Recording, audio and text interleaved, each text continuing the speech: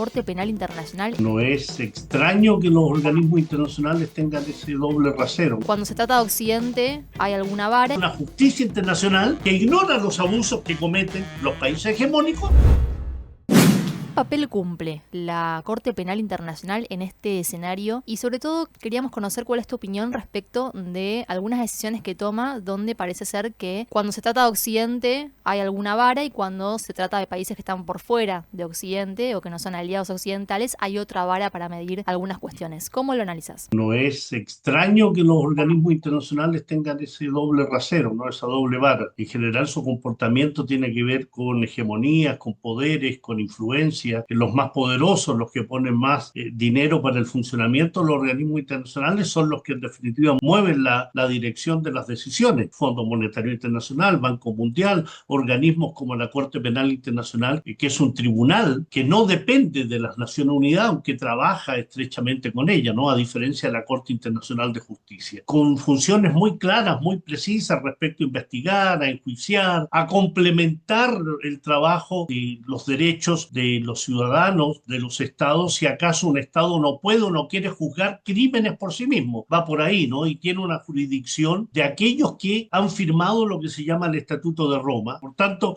si además el Consejo de Seguridad de las Naciones Unidas remite un caso a la Corte Penal Internacional, también tiene jurisdicción. Pero se trata de un organismo que comenzó a funcionar recién el año 2003, tiene 22 años de vida, fue establecida 5 años antes, el año 1998, está en la misma sede donde está la Corte Internacional de Justicia, en La Haya, no es un órgano de las Naciones Unidas, tiene esta base jurídica que es el Estatuto de Roma, por tanto aquellos que no la firman pueden decir, no, yo no lo he firmado, por tanto no dependo, y más bien depende de la cooperación de los estados para ejecutar aquellas órdenes de arresto que se establecen. Y aquí es donde entra entonces lo que tú preguntas, ¿no? Por ejemplo, tenemos una orden de detención internacional contra Benjamín Netanyahu y contra Yoav Galán, es decir, el primer ministro sionista y su ex ministro de la guerra. Por tanto, depende de los estados el llevar a cabo la detención de estos criminales. Y hace muy pocas semanas, en un viaje que hizo Benjamín Netanyahu a Estados Unidos, pasó por Hungría. Hungría es firmante del Estatuto de Roma porque es miembro de la Unión Europea. ¿Qué es lo que hizo, por tanto, Hungría? Simplemente se sale de aquel compromiso, de aquella obligación para no detener a Benjamín Netanyahu. Y ahí hay una muestra evidente entonces de ese doble rasero, porque en general esta Corte Penal Internacional es muy selectivo en los casos que lleva a cabo, ¿no? Y en general las acusaciones, que no son erradas, es que se centra precisamente y exclusivamente o excesivamente en los países de lo que se denomina hoy el sur global. Y en general en África, de una justicia internacional que ignora los abusos que cometen los países hegemónicos, pero en cambio se investiga a los países como Sudán, República Democrática del Congo, Uganda, Kenia, Libia, Costa de Marfil, Mali, Burundi, pero muy pocos de países donde tienen influencia estos organismos. Una resolución para impedir este tipo de conducta implica el ponerse de acuerdo entre los países de nuestro planeta, ¿no?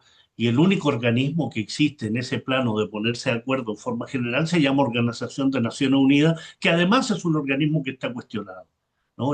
Yo lo denomino como un organismo zombie, ¿no? Es un muerto viviente con un secretario general que muy poco se le ve, y una ONU que no tiene ninguna injerencia en los conflictos internacionales. Entonces, ¿quién determina qué tribunal, qué organismo puede ser? La Corte Penal Internacional sucedió a otra corte de esas características devenidas de la Sociedad de Naciones del año 22.